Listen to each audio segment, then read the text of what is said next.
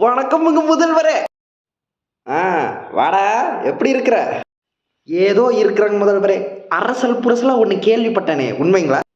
என்ன, டாஸ்மாக் பாட்டில் ரூ. 10 எச்சா விக்கிறாங்களா? அதெல்லாம் இல்லைங்க.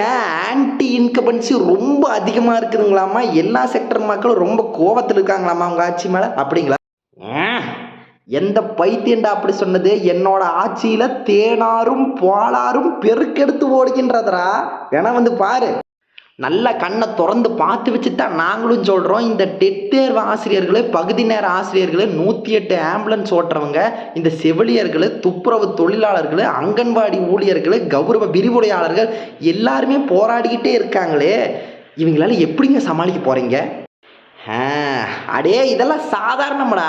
எதிர்கட்சிகள்லாம் பாரு, பிரிஞ்சு பிரிஞ்சு பிரிஞ்சு நிக்கிறானுங்க. இது எல்லாத்துக்கும் மேல ஒண்ணு, எனக்கு ஓட்டு போடலைன்னா அவ உள்ள வந்துருவான்னு போட்டு மிரட்டி வச்சிருக்கிறேன். பலே பலேங்க, உங்க ராஜதந்திரத்தை கண்டு நான் வியந்து போயிட்டேன். சரி, கடைசியா ஒரே கேள்வி, டாஸ்மாக் எப்ப மூட போறீங்க? ஆஸ், அதெல்லாம் பேசக்கூடாது. அதுதான்டா நம்ம மாநில வருமானத்தின் முதுகெலும்பு, பைத்தியக்கார பையன்.